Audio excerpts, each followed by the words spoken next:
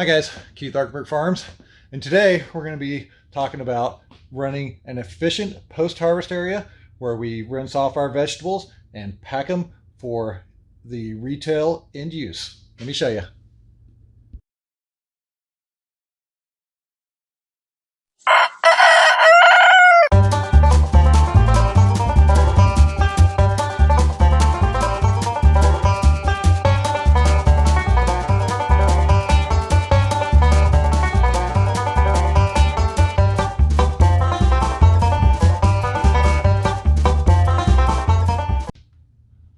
So I brought y'all into the pack house before. This is a 24 by 36 building. We've got garage door one end, garage door the other end down there. Ignore all the mess back there. I'm reorganizing. That's the office area too. We have a, what is that? 16 by 10 walk-in, 14 by 10. I can't remember, but it's a rather large walk-in cooler. Got stuff stored up top. Facilities on the other side there.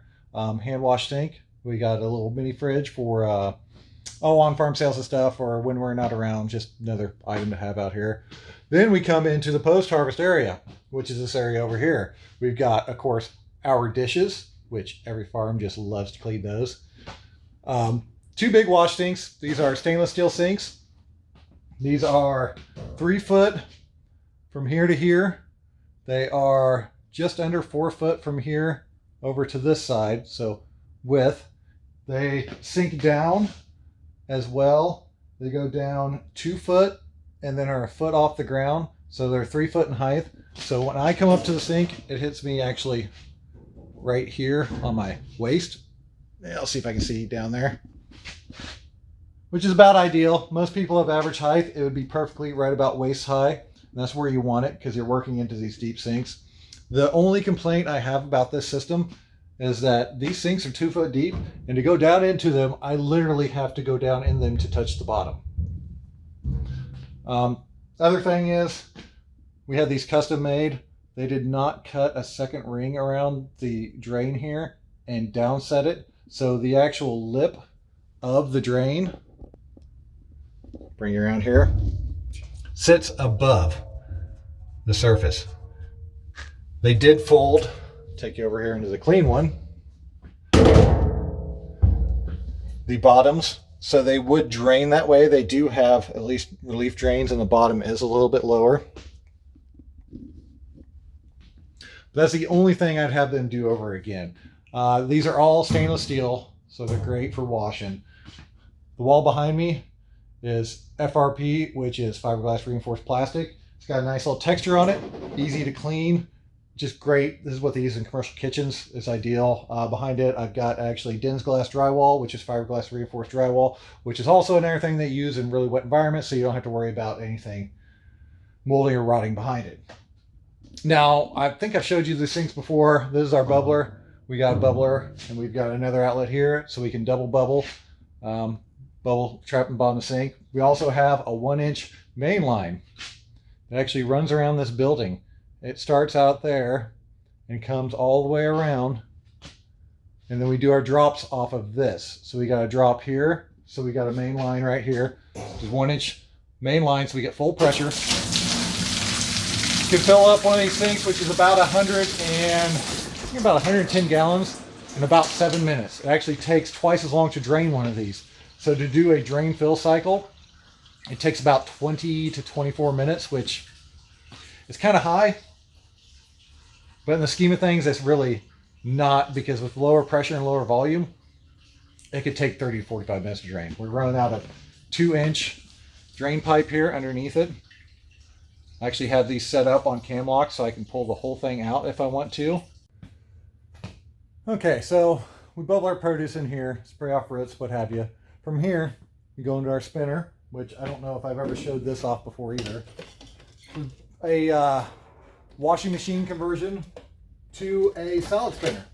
So what you do is you basically take everything off the back, you take all the wires out, you run them into a timer here, which is on a time, so it turns on and off. That basket's really uneven, so I'm gonna shut this off real quick. But that's how you spin out your greens. I do have another washing machine. I am going to do a video on how to actually do this one of these days. I just haven't gotten to it. So from there, these tubs are big enough to scoop in the sink, by the way. So you can scoop the greens out, spin them, and from there, they go over onto the drying screen. I've proven this to be very necessary in outdoor markets when you're exposed to the sun and the surroundings, because the greens will actually start steaming in the bags in the summer because of the excess moisture in them. So we've had to re-implement the drying screen. I actually tried to get rid of this. It's just basically, I've done a video on this too. Look it up. Oh, what was that under? Rebuilding the drying screen or something like that. It's basically where I built this upper section above it to hang just basically just a box fan on. And then we've got hardware cloth underneath it. From here, we move over to our pack table. Now, our pack table is specifically designed to hold totes in it. So that way you're not reaching, if this was up in the air like this, when you're working at this table, you have to reach over and down. With it down here, you can work right at this height and come over. Now this table is actually, I built this one specifically for me, right at my waist. So it is the perfect working height for a shorter person. It's actually right at their elbows, which is great because then you don't have to stress moving up and down all day. From here we got another bin, which actually will hold another tote. And the finished products come out of there and go directly into the tote. Also got a stainless steel top on here that we work on for easy cleaning. So I will show you the efficiency of this. This is the basic setup here in my little circle. Now originally, all this stuff lived all the way across this wall, so it was all linear. And that was never really my plan. It's just kind of the way it ended up. And I only had one plug-in over here. And it was getting trade off with the bubbler and the spinner and the fan, which was a disaster. I did not realize it was going on all season last year because of that. But since then, I've gone through and redone stuff. So it was going clear down here past where the grow rack is, where all our starts are. So since then, I have moved it all into this one little bay, which makes it great. So from this side, produce comes out of the walk-in, comes over, goes directly into the wash sinks. From there, goes to the spinner, the drying rack, into a tote to get bagged, into another tote, and right back in the walk-in. Now by doing that, especially when you're here in the middle, I have to sit you down here for a second. So this is the real beauty of this whole system. So I would come over and have my tote, dump it into the sink, keep it in my pile. From there, I bubble it, remove, spin. When it's done spinning, straight to my drying screen. No more than arm lengths away is my table. From here, I can package, where I've got all of my bags and everything underneath it.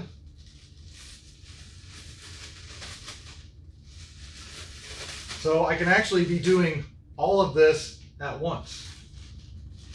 I can have greens bubbling back here. At the same time, I can have the spinner running and have greens on the drying screen and packing all at the same time, because packing is what takes the most amount of time. So I'll be constantly rotating and moving, but from here to here, it's one step. Instead of walking all the way down the line and keep going, which is 1, 2, 3 shuffles every time, I move one step, and at most 2 steps. 1, 2. That is how you create a very efficient packing line. And the great thing is, once the tote is done, which it would be sitting right here, pick it up, label it, and go right over here. And now I'm literally touching the walk-in. So, I mean, even if you don't have a nice facility like I do, I got really lucky and was able to get this facility this past year. All you really need is to have this standard setup. This is just a horseshoe setup to where you have your sinks, spinner, screen, pack. That way you're staying in a nice confined area as you're working. This is basically a module. You can take this module anywhere you want and put it anywhere, and it's going to act exactly the same. You need water, a sink, you don't even have to have a spinner necessarily, but it sure helps, a screen, and a table, and that's it. That's what makes a very, very efficient post-harvest area, because you're able to stay in the same place without having to move around constantly, especially when you're working on concrete, which is just horrible on your feet all day. There's nothing worse than running around concrete. I usually have mats down here that are the kind of anti-fatigue cushioning mats, which really, really help out. And I could not stress that enough to actually get those in your pack house. The other thing to do is have a nice storage system for totes and such, which we kind of have over here. I've completely reorganized that whole entire area over there. That's why I have stuff kind of spread out. And I'm parking the lawnmower in here right now because it's cold. And, you know, it is what it is for now. Growing starts in here as well because we're getting ready to close down this section for the year. But, you know, it's got to be multifunctional, multi-purpose. It's a way to get the most out of your space. When I did originally build this, like I was telling you earlier, I put a water rail all the way down so I could mod out different sections, like a root washing station down there or anything I wanted. I also did a power run all the way across the top as well. So I can do drops wherever I need to. And I have water and power and make this thing basically any way I want it. This I'm happy with. Nice little U. I did have some help. Michael Kilpatrick actually suggested this for me, and I'm loving it. So hope you all liked your Saturday. Thought it was useful. If you did, don't forget to like and subscribe. Thank y'all. Have a good day. Oh, if you're going to be in the Benton, Texas area, next weekend, Mother Earth News Fair is going on. I'll be speaking at 5 o'clock on Saturday, I believe on the Grit stage. How to make videos, YouTube videos for your homestead, I believe is what it's called. And then Sunday, 3:30, I will be speaking again, discussing all the little DIY tools and stuff I have around the farm. So if you're down there, come out and come see me, come see all the other cool stuff. Also, head over to our website, go down the bottom, ardmorefarms.com. Digital tools and training. I got all kinds of spreadsheets and stuff down there that help run a farm. They're all pretty, well, to me, pretty simple spreadsheets, but they're extremely useful. I got some free ones, also some ones that you can purchase as well. So hope you all enjoy, and get a chance, come out and see me at the Mother Earth News Fair and check out all the other cool stuff. I mean, this might be one of the last big fairs they do. So if you get the opportunity, come see it. Thank y'all.